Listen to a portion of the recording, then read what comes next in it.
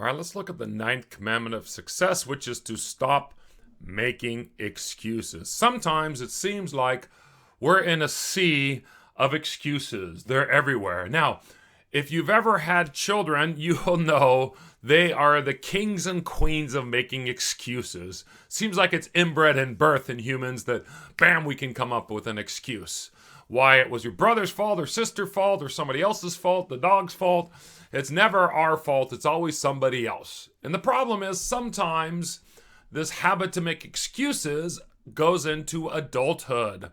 Now let's look at these 6 ways to conquer excuses. So what we're going to do is start with the first one, which is to stop thinking like a victim. Now, the victim syndrome. You're the little mouse and the world is the big cat.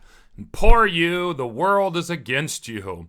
Now, victim syndrome is when people always complain that life is unfair, right? Bad things happen to them. It's due to circumstances beyond their control and nothing feels right to them. Yes, life is unfair, but let's look at a man here. One of my favorite individuals in the history was Martin Luther King Jr. Definitely was a victim of his time, of the rampant racism that was all over America. It was in different parts of the country, stronger than others. And yet Martin Luther King didn't make excuses for it. He found nonviolent, transformative ways to bring justice, conviction. He brought all the news in, and he learned how to work with other people.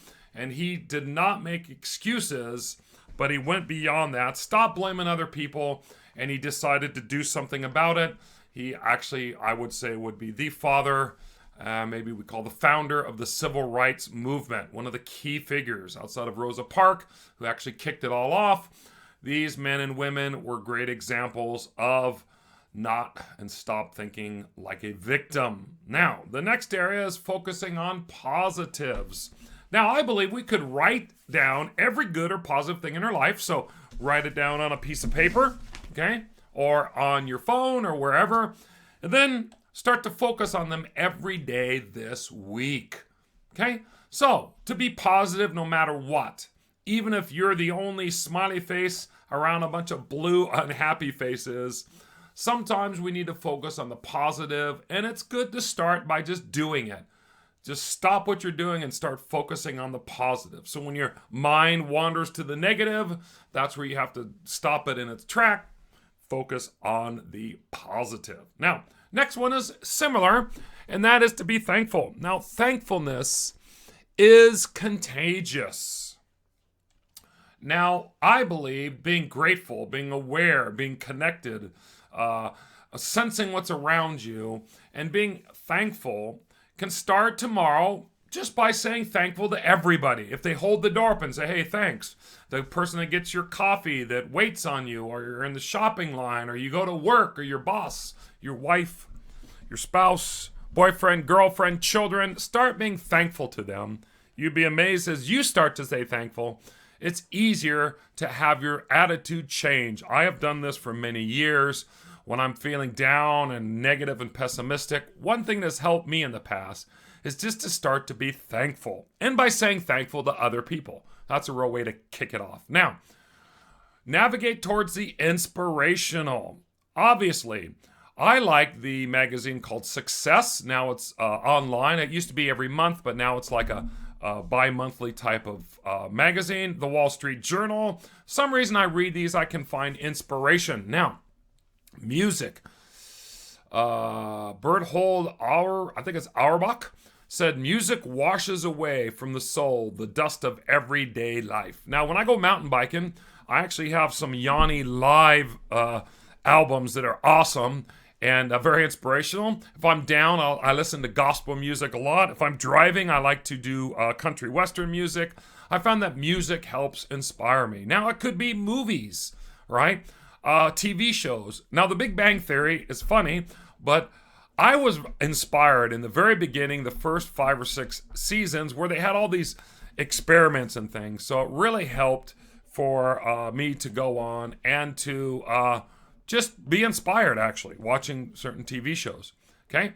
Maybe going to a concert or going to see John Maxwell or a motivational speaker, going to a church worship service. Being around a lot of people can help us bring inspiration. I find a lot of inspiration when I go outside. If I'm feeling depressed and moody, sometimes all I have to do is go outside, go to the park, go up in the mountains. This is actually the wall that goes around Seoul. There's actually a wall that circles Seoul. Most people don't know about it. And it goes up through the back hills. It's great if you're feeling stressed out. When I go to the city, sometimes I look up at that mountain and I find inspiration, okay? So it's good to find inspiration wherever you can, okay? What about blaming other people? We need to stop blaming other people, right? Pointing towards other people. Now, Oprah Winfrey said, "You are responsible for your life." I like this. You can't keep blaming somebody else for your dysfunction. Life is really about moving on. Yes, sometimes you got to stop blaming other people and move on. Robert Anthony said, "When you blame others, you give up the power to change." Basically, because you're focusing on all the negative and you're making excuses, you can't change if you're blaming everybody else, right? Because you're not to blame. It's not your fault. But that would be one of the best areas that we can deal with. Now, we're going to look at the next one with this Robert Kiyosaki. And he was a rich man, poor man, one of my favorite authors. I kind of like his down-to-earth financial advice. He says, when other people are lame, they love to blame. So stop blaming other people. Now, understanding our nature. Okay? Toni Collette said, the better you know yourself, the better your relationship with the rest of the world. Right? You can go and move on with your life. So let's look at the next area, and that would be understanding your personality. Okay? Now, understanding your personality, there's lots of these personality tests. There's the type A and B and C and D. We hear type A and B a lot.